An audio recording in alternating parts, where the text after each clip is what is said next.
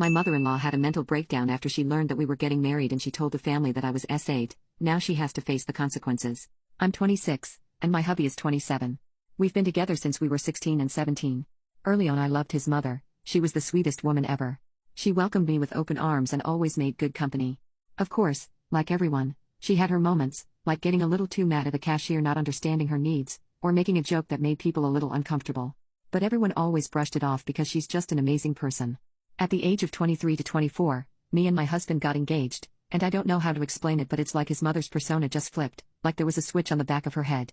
When we told her we were engaged, she got pale and looked like we had told her someone had died. Hubby got weirded out like this and called her out on it. She just said she had to go, and we didn't hear from her for about 3 weeks. So when we got up for our lunch date, we worried. Maybe my husband came off a little harsh, so we went to check on her. Hubby's dad let us in, but had to talk to us first. He had begun to tell us that she was shaken up by the proposal, saying it wasn't how things were meant to be. Hearing this, my husband got mad at his mother, implying that she had always thought of their relationship as temporary.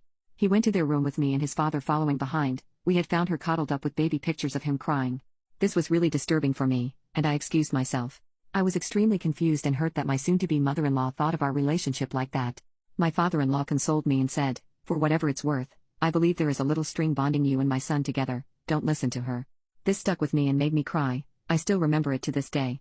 My mother-in-law proceeded to text me that I had taken away her baby boy, and that no one could replace the love they share. Yes, I know a mother's love isn't replaceable, but, in my opinion, a mother and wife should not be in the same category to compete with each other. The love they show is completely different, and the love that's given to them is completely different too. She goes on to tell me that it was just meant to be him and her against the world. I didn't respond because it just weirds me out to think if she always felt this way. Back when I was a little girl, a parent of a child I was friends with raped and tortured me. My hubby knew this very early on, and often had to take a few hits because I had panic attacks, especially when we became intimate. He went out of his way to make sure I was loved and appreciated. He kissed all the parts of my body, including my scars. He was extremely protective, in a way where he only worried when something happened for him to be. He took hits from men for me and shouted at whoever he needed to. To say I am in love with this man is an understatement. My mother-in-law knew what happened to me and cried when we told her. Fast forward a bit, some space and talks later, his mother tolerated me. The sting that comes with this relationship change isn't describable. We were attending a family dinner, where we planned on announcing a pregnancy. We had cooked words into the food saying who each person was going to be. Egg, you're my auntie. Most caught on, my little niece caught on first. And then my mother-in-law. She became silent, which we thought was for the better, honestly. After we ate and were just talking, she chimed in, asking, "Is it really my son's baby?" Before I could say excuse, my husband yelled it instead. My mother-in-law says that due to me letting another man touch me, how was she sure I wasn't weak enough to let it happen again? While my husband was arguing with her, I just got up and left. My husband ran after me, cussing his mother out. My father-in-law left too. People soon started saying they had to go as well, as it was getting late. It was 6:30. I later got a message from my mother-in-law getting mad at me for leaving and embarrassing her. I don't think I was wrong for what I did, but I am starting to think maybe I should have just stayed and left more appropriately. Update: I've now gone full no contact. My hubby keeps her number muted, just in case something happens. My baby will never meet her grandma unless a professional tells me that she won't act like that anymore. I know some of you think I should divorce my husband if he doesn't go full NC. Respectfully, that's some advice I won't listen to. He has been through so much with me, and to leave because he has to make a hard decision isn't what I agree with. We both think that keeping some way of communicating is what's best.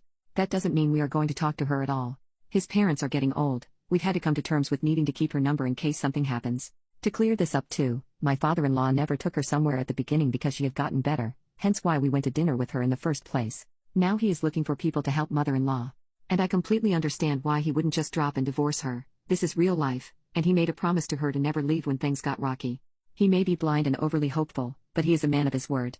Now for the real update. So I had fully blocked my mother-in-law number, and she didn't appreciate this at all.